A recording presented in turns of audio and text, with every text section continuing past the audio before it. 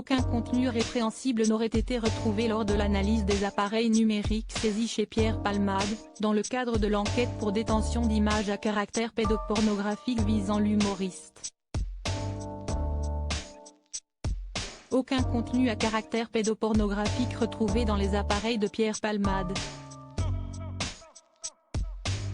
Après les signalements d'un homme, Patrick M.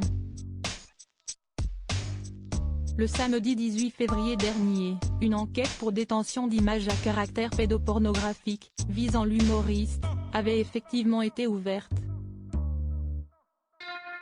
La brigade de protection des mineurs, chargée de l'instruction, avait donc procédé à la perquisition des domiciles du comédien à Paris et Célie-en-Bière, en Seine-et-Marne.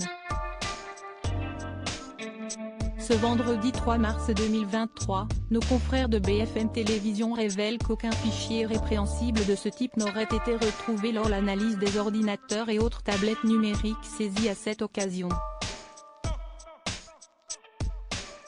Un suspect mis en examen. L'enquête concernant cette affaire se poursuit tout de même, malgré ces révélations. Le 23 février, 2 autres hommes avaient été mis en garde en vue et entendus par les services de police.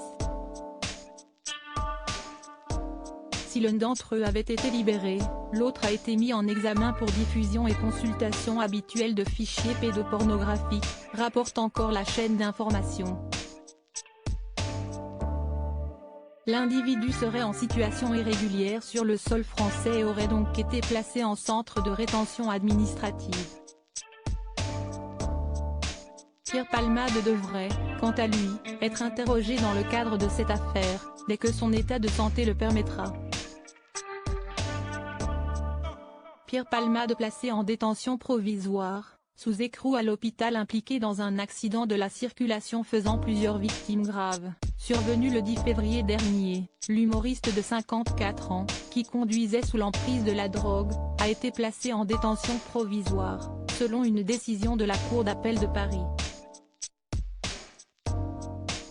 Mais Pierre Palmade ayant également été victime d'un AVC, le tribunal de Melun a ordonné que le comédien, affaibli, soit pour l'instant placé sous écrou à l'hôpital du Kremlin-Bicêtre, où il a été transféré ce week-end. Il est ainsi enfermé dans sa chambre sous surveillance policière, jusqu'à ce que l'équipe médicale n'approuve son transfert à la prison de Fresnes, en région parisienne.